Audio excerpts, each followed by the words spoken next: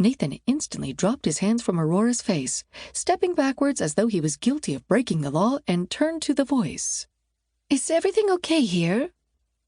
A blonde woman stood before him, a sarong wrapped loosely around her curves, and Nathan recognized her as one of the women who ran the Laughing Mermaid guest house.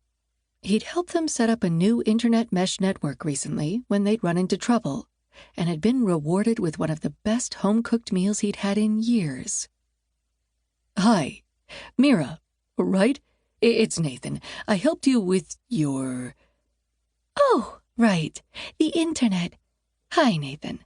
I just wanted to check on you both, as I've been looking for our guest. Glad to see you found her." Mira raised an eyebrow at him, but there was no judgment in her eyes, just curiosity. "Am I interrupting a date?" Nathan wasn't sure what kind of date would result in him being fully clothed while Aurora was stark naked and dripping wet, but he bit his tongue. "No, we aren't on a date yet. He's asked me to do that tomorrow. We're going to eat breakfast, lunch, and dinner together," Aurora said, happiness lacing her voice. "Is that right?"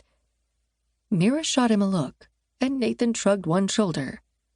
I did ask her on a date, and gave her some options. I'd be delighted to take her out for the day, of course."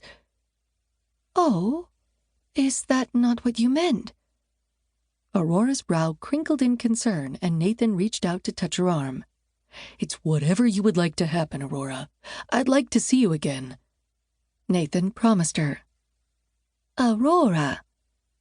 Mira seemed surprised at the name, but when Nathan turned to look, her expression was placid. "Why don't you come up with me to the guest house, and we'll have Nathan come by tomorrow?" "I'd like that." Aurora smiled up at Nathan once more. "I'll see you tomorrow, then. Thank you for the kiss. I deeply enjoyed it. I hope we can do more kissing tomorrow." Nathan gulped as Mira took Aurora's hand, pulling her close and whispering in her ear. "Tomorrow, then. Not too early. Come by around 10 or so?" Mira asked, already pulling Aurora up the beach. "Right, 10. See you then," Nathan said, his eyes caught on Aurora's glorious backside.